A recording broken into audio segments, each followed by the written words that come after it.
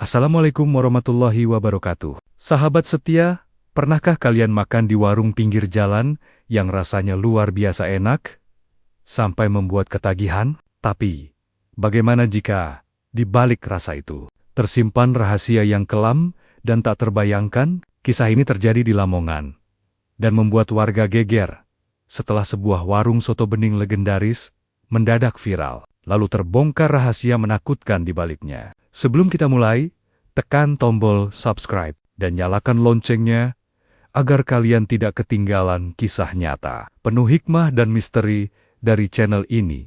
Di pinggiran Jalan Raya Lamongan, Surabaya, berdiri sebuah warung kecil yang sekilas tampak tak berbeda dari warung-warung soto lainnya. Pelang kayunya sederhana, bertuliskan Soto Bening Bu Sulastri, dengan cat putih yang mulai pudar dimakan waktu. Meja kayu yang tak lagi rata, bangku plastik warna hijau, dan atap seng yang berderak setiap kali angin sore bertiup. Namun di balik kesederhanaan itu, warung kecil ini menyimpan magnet yang luar biasa. Setiap pagi, sejak pukul 6, antrian sudah mulai terbentuk. Mahasiswa, sopir truk, pekerja kantoran, hingga pejabat dari kota sebelah rela menunggu demi semangkuk soto bening yang katanya rasa dagingnya bikin lupa diri. Kuahnya bening, tapi aromanya tajam dan menguar jauh ke jalan. Banyak pelanggan mengatakan, rasa gurihnya seperti memiliki cita rasa yang tidak pernah mereka temui di soto manapun. "Bu, kok sotonya makin enak ya?" tanya seorang pelanggan tetap. Seorang sopir bus yang datang hampir setiap hari. Bu Sulastri hanya tersenyum lembut. "Resepnya sama saja, Mas. Mungkin rezeki lagi bagus," jawabnya sambil menata daun seledri di mangkuk. Setiap sendok soto terasa istimewa. Dagingnya empuk, bahkan lebih empuk dari daging sapi premium. Ada rasa manis samar, gurih yang pas, dan aroma khas yang membuat siapapun yang menyantapnya ingin menambah porsi kedua. Banyak pengunjung mengunggah video makan di warung itu ke media sosial. Dalam waktu singkat, nama Soto Bening Bu Sulastri menjadi viral di TikTok, Instagram, dan Facebook. Tagar Soto Viral Lamongan dan Soto Bening terlezat sempat trending lokal. Video-video memperlihatkan pengunjung yang terkejut saat mencicipi kuahnya untuk pertama kali, lalu spontan berkata, "Enaknya nggak masuk akal." Bahkan, seorang food vlogger dari Surabaya datang untuk meliput dan menulis, "Warung kecil di Lamongan ini menyimpan cita rasa tak terjelaskan. Ada sesuatu yang ajaib dalam kuahnya." Namun di tengah ramainya pelanggan dan derasnya pujian, ada satu hal yang luput dari perhatian banyak orang. Bu Sulastri, sang pemilik warung, tidak pernah terlihat membeli daging di pasar. Pedagang daging di pasar Lamongan sempat memperbincangkannya. "Aneh ya, tiap hari jual soto sebanyak itu, tapi nggak pernah beli daging di tempat saya," kata seorang pedagang. "Paling beli ayam. Itu pun jarang banget." Sementara pelanggan hanya tahu satu hal. Rasa soto Bu Sulastri seolah punya rahasia. Ada yang mengira dia menggunakan resep warisan leluhur. Ada pula yang percaya ia menggunakan rempah rahasia yang tidak dijual di pasar. Namun sesungguhnya, rahasia itu lebih dalam dari sekadar bumbu. Suatu sore, setelah warung mulai sepi, terlihat Bu Sulastri menutup pintu warungnya perlahan. Ia duduk di kursi kayu, menatap sisa mangkuk yang masih beraroma daging. Ia menghela napas panjang sambil tersenyum samar. "Besok harus lebih lembut lagi dagingnya," bisiknya pelan, hampir seperti berbicara pada dirinya sendiri. Di luar, langit Lamongan mulai jingga. Angin sore membawa aroma kuah soto yang masih hangat, melayang ke udara, mengundang rasa lapar bagi siapapun yang melintas. Tak ada yang tahu bahwa aroma lezat itu adalah awal dari sebuah misteri besar yang kelak akan mengguncang seluruh Lamongan.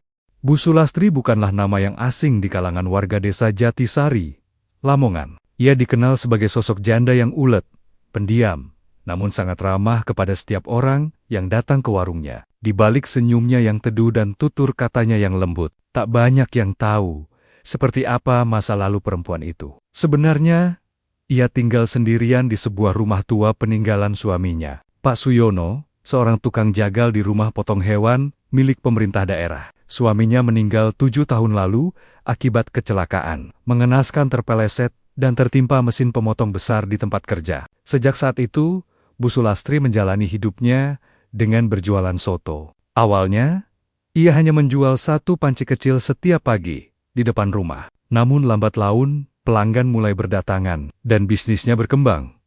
Tetangga sering heran dengan perubahan cepat itu. Bu Lastri ini hebat ya, sendirian bisa bangun warung sampai seramai itu, kata Bu Darmi, tetangga sebelah. Namun, ada pula yang berbisik curiga. Aku jarang lihat dia ke pasar beli daging loh, tapi setiap hari, sotonya selalu banyak. Kecurigaan itu semakin kuat ketika salah satu warga, Pak Marwan, pedagang daging di Pasar Lamongan, bercerita bahwa Bu Sulastri tidak pernah lagi membeli daging sejak 2 tahun terakhir. Padahal dulu, ia rutin datang ke lapaknya setiap minggu. Saya pikir dia sudah berhenti jualan waktu itu. Tapi kok malah makin ramai warungnya sekarang, ucap Pak Marwan sambil menggeleng.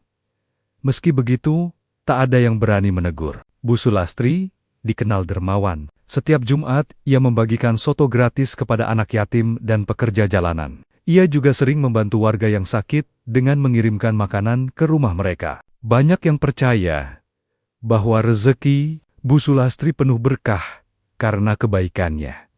Namun ada satu hal yang selalu membuat orang yang dekat dengannya merasa tidak nyaman. Bau aneh yang kadang muncul dari arah rumahnya. Di malam hari, bau itu mirip seperti daging direbus terlalu lama, bercampur dengan aroma besi karat. Pernah suatu malam, seorang anak kecil yang lewat depan rumahnya menangis ketakutan karena melihat bayangan seseorang sedang menyeret sesuatu yang besar ke halaman belakang. Namun ketika warga mencoba memeriksa keesokan harinya, halaman itu tampak bersih. Hanya ada genangan air sabun dan aroma wangi melati yang menusuk hidung. Bu Sulastri selalu menjawab dengan senyum, "Itu cuma daging pesanan pelanggan, Nak. Ibu simpan supaya tetap segar di dalam rumahnya." Ruang dapur menjadi tempat yang paling sering tertutup rapat. Tidak ada satupun yang boleh masuk selain dirinya. Bahkan, karyawannya hanya boleh membantu di bagian luar. Di pojok dapur, ada satu lemari pendingin besar berwarna abu-abu. Tua lemari itu tak pernah dibuka di depan siapapun. Suatu malam, ketika hujan deras mengguyur Lamongan, seorang tetangga bernama Bu Mirah, yang rumahnya bersebelahan mendengar suara aneh dari arah rumah Bu Sulastri. Seperti bunyi palu memukul logam, diikuti suara air mendidih. Ia sempat mengintip dari jendela dapurnya, dan samar-samar terlihat cahaya redup dari arah belakang rumah Bu Sulastri. Namun keesokan paginya, Bu Sulastri tetap datang ke warung dengan wajah segar dan senyum ramah, seolah tidak terjadi apa-apa. "Pagi Bu Mirah, ini saya bawakan soto, biar sarapannya hangat," katanya lembut sambil menyerahkan mangkuk tertutup. Bu Mirah menerima dengan senyum canggung. Ia tidak tahu kenapa, tapi sejak hari itu, setiap kali mencium aroma soto dari mangkuk itu, ada rasa mual yang aneh di ujung lidahnya. Hari-hari berlalu, warung Bu Sulastri semakin terkenal. Namun di balik keramaian pelanggan dan pujian dari banyak orang, ada masa lalu yang belum selesai, masa lalu yang akan kembali menghantui. Karena sebelum meninggal, suaminya sempat meninggalkan satu kalimat terakhir yang sampai sekarang masih terngiang di telinganya. "Lastri, kalau aku nggak sempat pulang, jangan sekali-kali lanjutkan pekerjaanku." Kalimat itu terus bergema dalam kepalanya, seperti bisikan yang menolak hilang. Dan sejak hari itu, rasa soto Bu Sulastri menjadi lebih gurih dari sebelumnya. Siang itu, warung soto Bu Sulastri seperti biasa dipenuhi pengunjung. Bau harum kaldu menyeruak sampai keluar jalan, mengundang siapapun yang lewat untuk menoleh. Di antara kerumunan itu, duduklah seorang mahasiswa bernama Rizal, anak rantau asal Gresik, yang sedang menempuh kuliah di Fakultas Kedokteran Universitas Islam Lamongan. Rizal baru pertama kali datang ke warung itu. Setelah mendengar cerita dari teman-temannya, mereka bilang, kalau belum makan soto Bu Lastri, belum sah jadi anak Lamongan. Awalnya ia mengira itu hanya omongan promosi biasa. Namun, begitu sendok pertama menyentuh lidahnya, Rizal langsung terdiam. Kuahnya bening, tapi dalamnya kaya rasa. Ada gurih yang menyusup lembut, tak seperti kaldu sapi biasa. Dagingnya empuk, terlalu empuk, bahkan untuk ukuran daging sapi. Tidak ada serat kasar, tidak ada lemak, tapi rasanya padat dan lembut. Di saat bersamaan, ia mencoba memecahkan rasa itu dalam pikirannya. Bukan ayam, bukan kambing. Sapi pun gak persis begini. Gumamnya dalam hati. Namun di saat yang sama, tubuhnya terasa hangat dan segar. Ia menatap Bu Sulastri yang sedang tersenyum di balik panci besar sambil mengaduk kuah pelan-pelan. Ada sesuatu pada cara perempuan itu menatap setiap pelanggan senyum yang terlalu tenang, terlalu yakin. Seolah tahu bahwa siapapun yang mencicipi masakannya pasti akan kembali lagi. Sejak hari itu, Rizal jadi pelanggan tetap. Setiap sore sepulang kuliah, ia mampir untuk makan semangkuk soto bening itu. Tapi semakin sering ia makan, semakin terasa sesuatu yang janggal. Aroma sotonya seperti bara buba setiap hari, kadang lebih tajam, kadang lebih lembut. Bahkan warna kuahnya pun sedikit berbeda. Meski tetap bening, suatu malam, setelah hujan deras mengguyur Lamongan, Rizal pulang dari kampus lebih larut dari biasanya. Saat melewati jalan kecil di belakang warung Bu Sulastri, ia melihat sesuatu yang membuat langkahnya terhenti. Dari kejauhan, terlihat siluet tubuh Bu Sulastri berjalan di tengah kegelapan, membawa ember besar yang ditutup kain lusuh. Ia berjalan pelan ke arah pemakaman tua di ujung desa.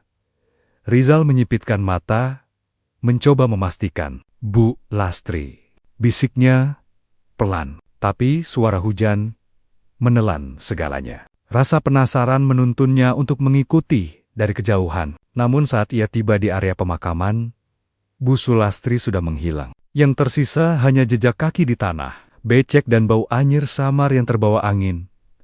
Ia kembali ke rumah kos dengan perasaan tidak enak. Sepanjang malam, bayangan itu terus muncul di benaknya. Ember besar, kain lusuh, dan langkah pelan menuju kuburan. Keesokan harinya, warung soto itu tetap buka seperti biasa. Pelanggan tetap ramai, dan Bu Sulastri seperti tidak pernah kemana-mana. Namun kali ini, Rizal merasa aroma kuahnya lebih kuat, lebih tajam dari biasanya, seolah-olah ada sesuatu yang baru dalam rebusan itu.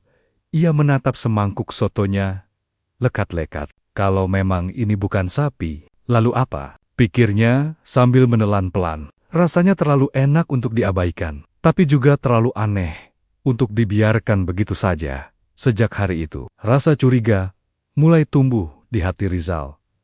Ia mulai memperhatikan setiap jerogerik Bu Sulastri. Setiap malam, ia lewat depan rumahnya. Selalu terlihat lampu dapur masih menyala sampai dini hari. Terkadang terdengar suara logam beradu dan percikan air mendidih. Satu malam, saat ia melintas lebih dekat, dari sela jendela yang terbuka sedikit, Rizal melihat bayangan Bu Sulastri sedang mengiris sesuatu yang besar di atas meja potong. Dengan gerakan lambat dan hati-hati, ia sempat melihat percikan merah menetes ke lantai. Jantungnya berdetak cepat. Namun, saat pandangannya sedikit bergeser, tiba-tiba Bu Sulastri menoleh ke arah jendela, menatap lurus ke arahnya dengan mata tajam. Rizal tersentak, lalu buru-buru menunduk dan berlari pergi. Dalam hati, ia tahu ada sesuatu yang tidak beres di balik panci soto itu. Dan ia bertekad untuk mencari tahu kebenarannya, meski tidak tahu bahwa langkahnya berikutnya akan menyeretnya ke rahasia yang lebih kelam dari apapun yang bisa ia bayangkan. Hari demi hari, aroma soto Bu Sulastri semakin menyebar luas. Menjadi legenda kecil di Lamongan. Orang-orang dari luar kota berdatangan. Bahkan, rombongan wisata kuliner dari Surabaya sempat datang hanya untuk mencicipi semangkuk kuah beningnya yang disebut mengandung rasa rindu. Tapi di balik hiruk-pikuk pelanggan, ada bisikan pelan yang mulai beredar di antara warga Desa Jatisari, bisikan tentang hal aneh yang terjadi setiap malam di sekitar rumah Bu Sulastri. Awalnya, hanya desas-desus kecil. Seekor anjing penjaga milik Pak Rono mendadak hilang tanpa jejak. Beberapa hari kemudian, giliran kucing peliharaan Bu Mirah yang lenyap entah kemana. Lalu, bau anyir yang menusuk tercium dari arah rumah Bu Sulastri setiap tengah malam. Bau itu tak selalu muncul, tapi ketika datang, Aromanya begitu pekat dan menempel di hidung seperti besi berkarat yang basah. Kalau cuma sekali dua kali, mungkin biasa. Tapi ini sudah hampir tiap minggu, kata Pak Rono saat berbincang di pos ronda. Ah, mungkin cuma daging sisa yang dibuang, sahut yang lain. Tapi kenapa baunya kayak daging manusia terbakar? Tambah seseorang dengan nada pelan, membuat suasana mendadak hening. Kabar itu cepat menyebar. Warga mulai merasa tidak nyaman, namun rasa takut dan rasa hormat pada Bu Sulastri membuat mereka enggan menuduh. Sebab di mata mereka, Bu Sulastri adalah sosok baik hati yang tak pernah menolak memberi bantuan. Ia masih tetap rutin mengirim soto gratis ke masjid setiap Jumat, dan bahkan menyumbang renovasi musola kecil di ujung desa. Namun, kejanggalan semakin nyata. Setiap pagi, warungnya selalu siap buka pukul 6 tepat. Tapi tidak ada satupun warga yang melihat kapan dan bagaimana ia menyiapkan semua bahan. Tidak pernah ada suara herik pikek seperti orang memotong daging. Tak ada aroma bawang yang digoreng malam sebelumnya. Dan yang paling aneh, tidak pernah ada tukang sayur, tukang daging, atau pemasok bahan makanan yang datang mengantarkan pesanan. Bu Lastri masaknya dari mana ya? Kalau orang biasa kan pasti ribet beli bahan. Tapi dia kayak nggak pernah repot, celetuk salah satu pelanggan. Ya mungkin dia punya langganan rahasia. Jawab yang lain enteng, tapi tidak sedikit juga yang berbisik bahwa sumber dagingnya mungkin tidak berasal dari pasar. Suatu malam, seorang pemuda bernama Darto, yang bekerja sebagai ojek online, menerima pesanan soto dari pelanggan yang rumahnya cukup jauh. Karena warung sudah tutup, ia nekat datang ke rumah Bu Sulastri langsung. Rumah itu tampak gelap, kecuali cahaya samar dari jendela dapur. Darto mengetuk pelan, dan terdengar suara langkah kaki mendekat. Namun sebelum pintu dibuka, dari celah kaca jendela, ia sempat melihat sesuatu. Bayangan tubuh tergantung di atas meja dapur, seperti potongan besar daging yang digantung untuk dikeringkan. Darto langsung mundur beberapa langkah, tapi sesaat kemudian, pintu terbuka, menampakkan Bu Sulastri dengan wajah datar dan mata sayu. "Oh, mau pesan soto, Nak?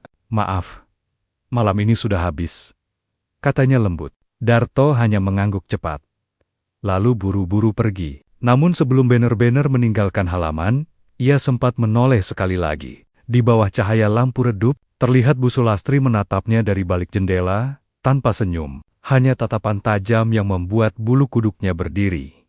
Keesokan harinya, Darto mencoba menceritakan apa yang ia lihat kepada teman-temannya. Tapi bukannya dipercaya, mereka malah tertawa. "Ah, paling bayangan daging sapi aja, jangan suuzon." Namun seminggu kemudian, Darto menghilang. Tak ada yang tahu kemana ia pergi. Ponselnya tak aktif, motornya ditemukan di dekat jembatan kecil, tak jauh dari rumah Bu Sulastri. Polisi sempat mencari, tapi tanpa hasil.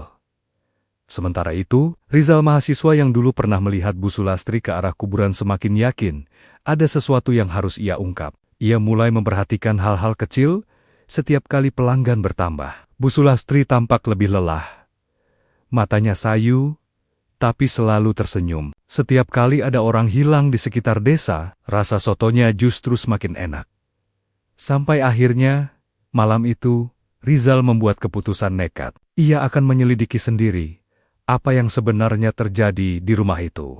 Ia tidak tahu bahwa keputusan itu akan menuntunnya langsung ke dalam kegelapan yang selama ini tersembunyi di balik panci soto yang tampak bening itu. Malam itu, langit Lamongan diselimuti awan pekat. Angin bertiup pelan, membawa aroma lembab dari tanah yang baru saja diguyur hujan sore. Di jalanan sepi depan rumah Bu Sulastri, hanya ada suara jangkrik dan dengung lampu neon yang menggantung di depan warungnya yang telah tutup sejak maghrib. Namun, dari dalam rumah, samar-samar terlihat cahaya temaram, menembus celah jendela dapur dan bayangan seseorang yang masih sibuk beraktivitas. Rizal berdiri di kejauhan, bersembunyi di balik pohon jambu yang menghadap langsung ke halaman rumah itu. Ia menunggu sejak pukul 8 malam, berharap bisa melihat sesuatu yang bisa menjawab semua rasa penasarannya. Angin dingin membuat tubuhnya menggigil, tapi rasa ingin tahu menahannya untuk tidak pulang. Sekitar pukul 11 malam, sebuah mobil hitam berhenti di depan rumah. Dari dalamnya keluar seorang pria berjas hitam, tinggi, berkacamata, dan membawa karung besar di bahunya. Gerak-geriknya tenang, seolah sudah biasa datang ke tempat itu. Ia mengetuk pintu 3 kali pelan, teratur, seperti isyarat yang telah disepakati.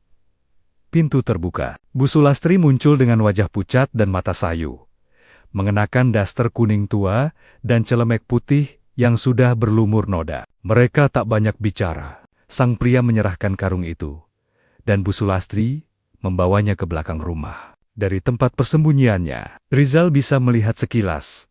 Ada sesuatu di dalam karung yang menggembung seperti tubuh manusia tertekuk. Setelah pintu tertutup, Rizal memberanikan diri mendekat lebih jauh. Ia berjalan pelan di antara suara jangkrik, menahan napas saat menginjak daun kering agar tidak menimbulkan bunyi. Ia sampai di dekat jendela dapur yang sedikit terbuka. Dari sana, ia bisa melihat Bu Sulastri menurunkan isi karung ke lantai. Karung itu jatuh dengan suara berat, dan dari dalamnya tergelincir potongan besar daging berwarna pucat keabu-abuan, tak mirip sapi ataupun kambing. Rizal menatap tanpa berkedip. Tangannya gemetar. Ia menutup mulut agar tidak bersuara. Bu Sulastri kemudian mengambil pisau besar dari meja, lalu mulai memotong dengan gerakan lambat tapi pasti. Setiap irisan terdengar seperti daging tebal yang disayat. Ia tampak begitu tenang, seolah sedang menyiapkan bahan masakan seperti biasa. Tiba-tiba, sesuatu membuat darah Rizal berhenti mengalir. Di pojok meja, di antara tumpukan tulang dan daging, ia melihat potongan tangan dengan jari-jari masih utuh. Ia langsung mundur perlahan, hampir kehilangan keseimbangan. Namun tepat saat itu, lantai kayu di bawah kakinya berderit pelan. Bu Sulastri menoleh cepat ke arah jendela. Mata mereka bertemu, sekilas mata perempuan itu tajam, gelap. Namun, tanpa ekspresi, Rizal segera berlari sekuat tenaga meninggalkan tempat itu. Jantungnya berpacu liar. Nafasnya memburu, tapi dalam hatinya ia tahu, malam itu ia telah melihat sesuatu yang tidak seharusnya dilihat manusia. Sampai di kamar kosnya, ia menutup pintu dan menjatuhkan diri ke lantai. Tangannya masih gemetar, pikirannya kacau. Bukan sapi, bukan kambing, itu manusia, bisiknya pelan. Keesokan harinya, warung Bu Sulastri kembali buka seperti biasa. Tak ada tanda-tanda kejadian aneh malam sebelumnya. Pelanggan tetap datang dengan wajah bahagia, menikmati semangkuk soto yang terasa lebih lezat dari biasanya. Namun di antara tawa dan sendok yang beradu dengan mangkuk, Rizal hanya duduk diam di pojok ruangan, menatap setiap orang yang makan dengan ngeri. Mereka tak tahu apa yang mereka telan. Hari itu, ia tak sanggup menelan sepiring pun. Tapi dari dapur, Bu Sulastri melirik ke arahnya dan tersenyum. "Kenapa, Nak Rizal, sudah bosan sama soto ibu?" Nada suaranya lembut, tapi ada sesuatu yang membuat bulu kuduknya berdiri. Rizal tersenyum kaku dan menjawab, "Enggak, Bu.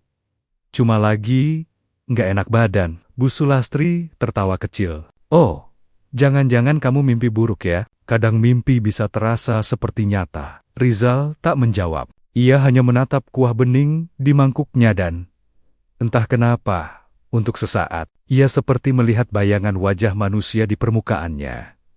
Malam itu, ia bersumpah dalam hati bahwa besok ia akan membawa sedikit sampel daging dari soto itu ke laboratorium kampus. Ia harus tahu kebenarannya. Tapi yang belum ia sadari, langkah itu akan membuatnya jadi target berikutnya. Pagi itu, matahari Lamongan tampak pucat, seolah enggan bersinar penuh. Rizal berjalan cepat ke arah kampus dengan langkah berat, membawa sesuatu yang ia sembunyikan ropet-ropet di dalam kotak makanan. Kecil berwarna biru sepotong daging dari soto Bu Sulastri. Ia memotongnya sedikit diam-diam saat berpura-pura makan di warung pagi tadi. Hatinya berdebar keras sepanjang jalan. Setiap langkah terasa seperti membawa dosa. Setibanya di kampus, Rizal langsung menuju ruang laboratorium biologi yang sudah sepi karena perkuliahan belum dimulai. Ia mengenakan sarung tangan, menyalakan lampu mikroskop, dan membuka tutup wadah itu perlahan. Aroma khas kaldu masih menempel, tapi kini terasa lebih amis, seperti darah kering yang lama disimpan. Ia menatap potongan itu lama. Warna dagingnya bukan merah tua seperti sapi, melainkan abu kecoklatan dengan serat yang mirip otot manusia. Ia mulai melakukan uji sederhana, mengambil sedikit sampel jaringan untuk diperiksa struktur selnya. Beberapa menit berlalu, dan Rizal tertegun. Sel-sel yang tampak di bawah mikroskop memiliki ciri khas jaringan manusia. Ia menatapnya sekali lagi, memastikan bukan salah alat, bukan salah sampel. Semua tanda menunjukkan hal yang sama. Itu bukan daging hewan. Tangannya gemetar. Ia menghela napas panjang dan memejamkan mata. Ya, halo, apa yang sudah dimakan orang-orang itu selama ini? Bisiknya lirih. Dalam panik, Rizal menyalin hasil uji itu ke dalam flash disk dan mencetak satu salinan. Ia berencana melapor ke pihak berwenang, tapi ragu. Siapa yang akan percaya? Ia hanya mahasiswa, sedangkan Bu Sulastri dikenal luas sebagai perempuan baik, dihormati bahkan oleh lurah setempat. Namun, sebelum ia sempat berpikir lebih jauh, ponselnya bergetar. Sebuah pesan masuk dari nomor tak dikenal. Berhenti mencampuri urusan orang lain. Nak Rizal, beberapa rasa tidak diciptakan untuk diketahui asalnya. Rizal terdiam. Dadanya terasa sesak. Ia menatap sekeliling, tapi tak ada siapapun di ruang lab. Ia segera menutup semua berkas dan berlari keluar ruangan. Sejak saat itu, setiap langkahnya terasa diawasi. Sore harinya, saat ia pulang ke kos, langit mendung pekat. Saat membuka pagar, ia menemukan sebungkus soto tergantung di depan pintu rumahnya. Tidak ada nama, tapi aroma kuahnya langsung bisa ia kenali. Soto Bu Sulastri. Dengan tangan gemetar, ia membawanya ke dapur dan membuka tutupnya perlahan. Kuahnya masih panas, seolah baru diantar. Tapi di dasar mangkuk, ia melihat sehelai rambut hitam panjang melilit di antara daging. Hatinya langsung bergetar. Ia menatap keluar jendela, dan di seberang jalan, di bawah cahaya lampu, tampak seseorang berdiri mengenakan selendang kuning Bu Sulastri. Ia tersenyum, senyum tipis dan datar, lalu melangkah pergi perlahan ke arah gang gelap, meninggalkan Rizal yang membeku di tempatnya. Malam itu, Rizal tak bisa tidur. Setiap kali memejamkan mata, ia teringat tatapan Bu Sulastri, tajam dan dingin seperti pisau. Ia mencoba meyakinkan diri bahwa mungkin semua hanya kebetulan, bahwa mungkin ia salah menafsirkan hasil laboratorium, tapi logika tak bisa lagi menipu hatinya. Ia tahu, sesuatu yang mengerikan sedang terjadi. Keesokan paginya, ia memberanikan diri menemui salah satu dosen forensik di kampus untuk meminta bantuan memeriksa ulang sampel itu secara resmi. Tapi dosen itu menatapnya dengan heran. Rizal, kamu yakin ini bukan mainan orang iseng? Ini serius kalau benar hasilnya seperti ini, katanya. Rizal mengangguk, mantap. Saya yakin, Pak.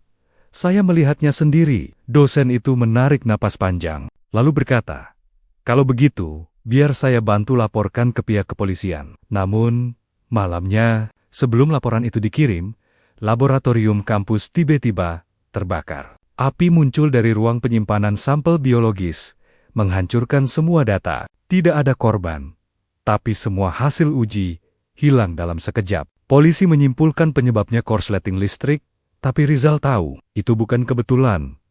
Saat ia kembali ke kamar kos malam itu, ia menemukan kertas kecil terselip di bawah pintu. Tulisannya sederhana, dengan tinta hitam yang mulai luntur, "Kamu pintar, Nak Rizal.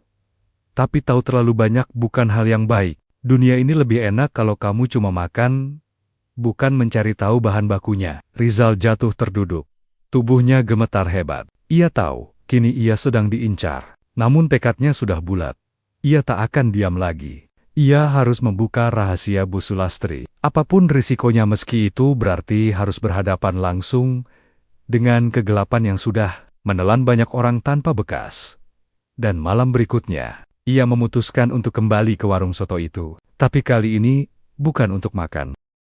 Malam itu, udara Lamongan terasa berat dan lembab.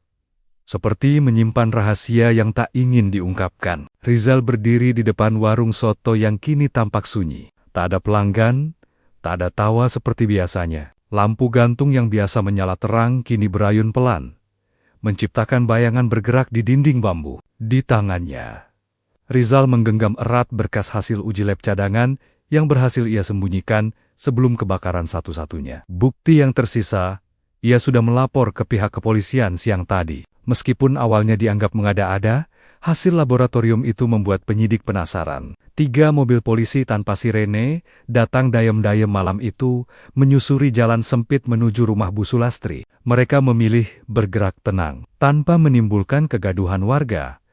Rizal berdiri di belakang 2 petugas berseragam lengkap. Dari kejauhan, terdengar suara sendok beradu dengan panci. Dapur masih aktif, meski warung tampak tertutup. Bu Sulastri sedang memasak. Salah satu petugas mengetuk pintu pelan. Bu Sulastri, kami dari kepolisian. Ada laporan yang perlu kami periksa. Tak ada jawaban, hanya suara adukan kuah. Dari dalam, petugas kembali mengetuk lebih keras. Bu, tolong buka pintunya. Beberapa detik kemudian, pintu berderit terbuka. Bu Sulastri muncul dengan wajah pucat. Rambutnya terurai berantakan. Ia masih mengenakan celemek yang penuh noda gelap. Senyumnya lembut, namun dingin. Polisi? Ya, ada apa malam-malam begini? Tanyanya datar. Kami hanya ingin memeriksa dapur ibu, ada laporan penggunaan bahan tidak wajar. Jawab salah satu petugas tegas. Sulastri terdiam lama, lalu tersenyum tipis.